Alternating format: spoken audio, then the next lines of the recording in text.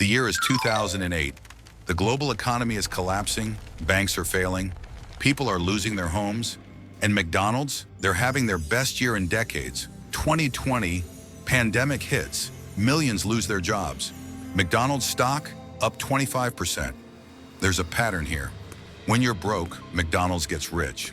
But here's the twist. It's not really about the burgers. McDonald's figured out how to profit from poverty, and once you see it, you can't unsee it. Let me show you the playbook. Let's rewind. 1955, Ray Kroc opens the first McDonald's franchise in Des Plaines, Illinois. Everyone thinks he's in the burger business, serving fast food to hungry families, building an American empire one Big Mac at a time. He's not. Ray Kroc once said something that changed everything. We're not in the burger business. We're in the real estate business. Wait, what? Real estate? Here's how it works. When you open a McDonald's franchise, you don't own the land. McDonald's Corporation owns it. You rent it from them. Every single month, rent payments flow upward to corporate headquarters. So McDonald's makes money two ways. 1, selling you burgers and fries. 2, being your landlord. And that second one, that's where the magic happens. By the 1960s, McDonald's is aggressively buying prime real estate everywhere. Busy intersections, highway exits, city centers, anywhere with heavy foot traffic and visibility. Real estate appreciates, burgers don't. Your Big Mac from 1970 is gone in minutes, but that land underneath the restaurant, worth 50 times more today. Here's the crazy part. McDonald's makes more money from collecting rent than from selling food. Way more. In fact, rental income from franchisees accounts for the majority of their profit margins. But that still doesn't explain why they profit when you're poor. For that, we need to talk about something economists discovered called the lipstick index. 2001. Leonard Lauder, chairman of Estee Lauder, notices something weird during the recession. Lipstick sales skyrocket. While luxury goods collapsed, this one tiny product category exploded. Why? Because when people can't afford big luxuries, they buy small ones. A 10-euro lipstick feels like a treat when you can't afford a 1,000-euro designer handbag. It's what economists call affordable indulgence, a psychological escape that doesn't break the bank. McDonald's figured this out decades before anyone gave it a name. 2008, financial crisis hits. People are terrified. Unemployment spikes. Savings accounts evaporate. Restaurants are empty across Europe and America.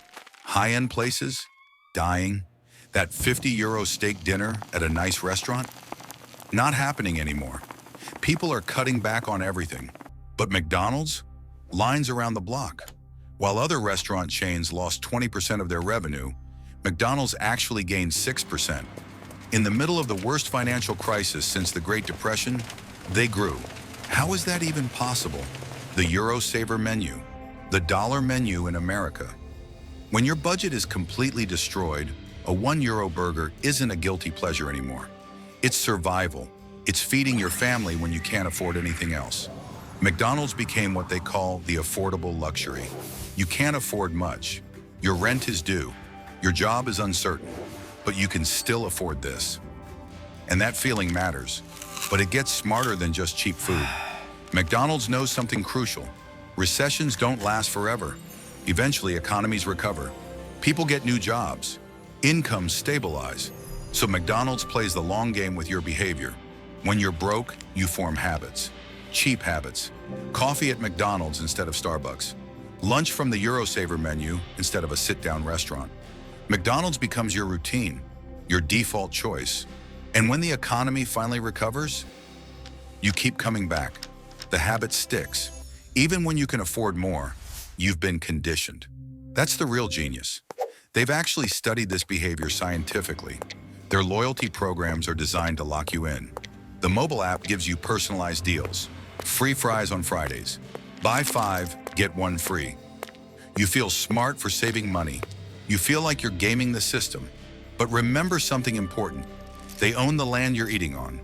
While you're carefully budgeting your €5 meal, they're collecting massive rent payments from franchisees on properties worth millions. Properties that keep appreciating in value year after year. Fast forward to 2020. Pandemic hits, global lockdowns, restaurants shut down everywhere. Once again, everyone predicts disaster for the food industry. And once again, McDonald's thrives. Drive-thrus keep running. Delivery partnerships with Uber Eats and Deliveroo explode overnight. They adapted in weeks while competitors took months to figure out their strategy. The result? Their stock price hits all-time highs while competitors declare bankruptcy. Casual dining chains collapse. Local restaurants close permanently. But McDonald's just keeps winning. But here's what nobody tells you. There's a darker side to this success story, and it's about who really pays the price. McDonald's profits from poverty. Their business model thrives when people struggle, but their workers, they live in that same poverty. The average McDonald's worker in Germany makes around 12 euros an hour. In expensive cities like Munich or Frankfurt, that's barely enough to cover basic expenses. Rent for a one-bedroom apartment? Forget it. Many workers need second jobs just to survive. They literally can't afford to eat anywhere except where they work. The irony is brutal. You serve food all day to customers, then use your employee discount to buy the same food because it's all you can afford. McDonald's made $23 billion in revenue last year. Their CEO compensation? Over $20 million. Meanwhile, workers across Europe and America struggle to make rent. Many qualify for government assistance. Taxpayers subsidize McDonald's labor costs. So when McDonald's wins during recessions, someone is definitely losing. Today, McDonald's owns real estate in over 100 countries. The total property value, over $40 billion. Think about that number for a second.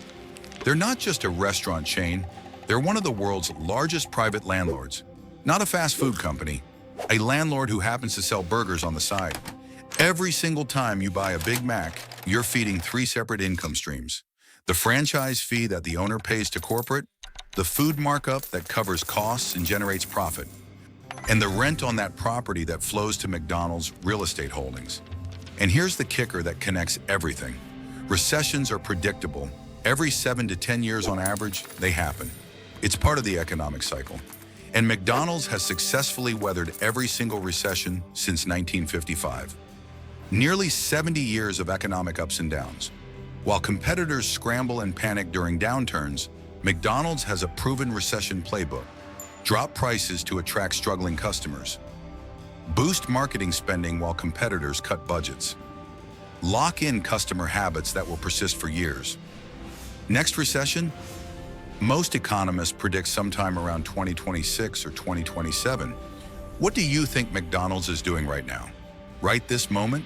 Buying more prime real estate, locking in strategic locations before prices spike again, preparing their recession strategy, getting ready to do this entire cycle all over again, because they've cracked the code that other companies miss. Poverty is profitable, not because people are lazy or make bad choices, but because when economic systems fail, when jobs disappear, when savings vanish, people still need to eat, and they need to eat cheaply.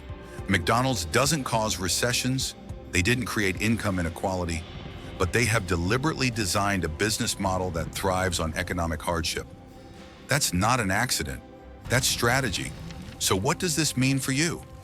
Look, I'm not telling you to never eat at McDonald's again. That's not the point here.